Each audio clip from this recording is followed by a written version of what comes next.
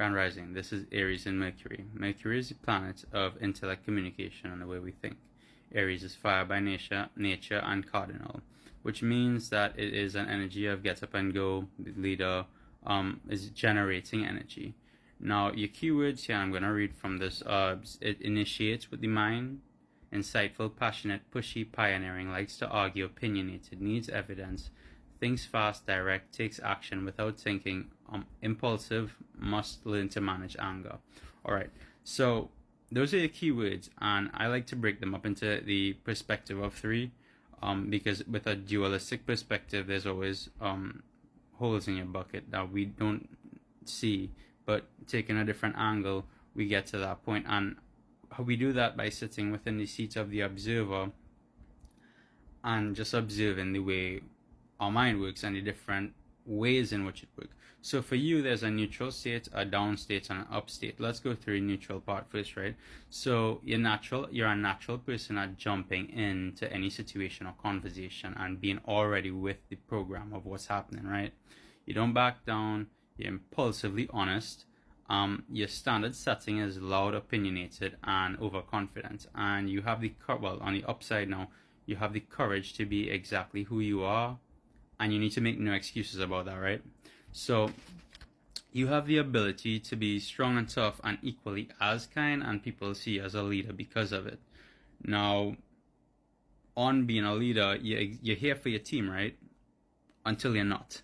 So the downside is that you will cut people off and go real quiet if they show you a trait or something within them that you definitely don't want around yourself. And you have no off button. Your mind is constantly go, go, go, go, go. You are terrible, absolutely terrible at apologies or asking for help until it is extremely needed. Like, you absolutely have to ask for help or to apologize to save some type of situation in your life. Now, here's the whole key takeaway from this, right? You have certain challenges to face. Mercury is basically just saying to us, listen, this is how your brain is going to operate on the ego side. Once you're aware of it, you know where to set your boundaries. These are the challenges, right? So first one is becoming more aware of the way you respond to triggers. And triggers, by my definition, is anything that will trigger an upsurge of emotion, whether positive or negative.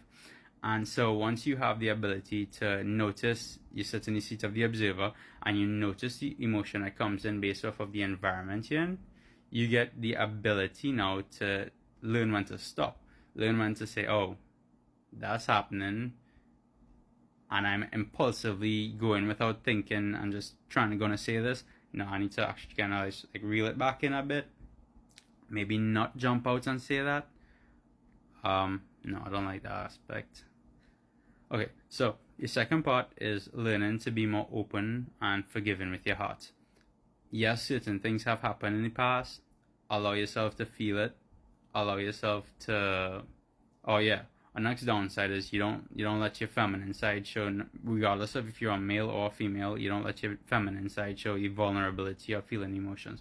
So you need to allow yourself to sit with yourself, feel the emotions you need to feel, and then let go of them, right?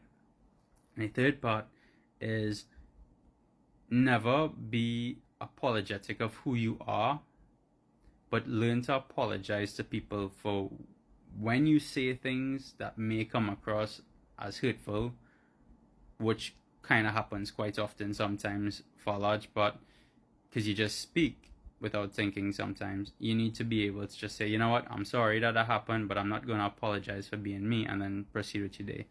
All right, I hope this was helpful. Look out for a free PDF book coming out soon on the elements. All right, love you. Bye-bye.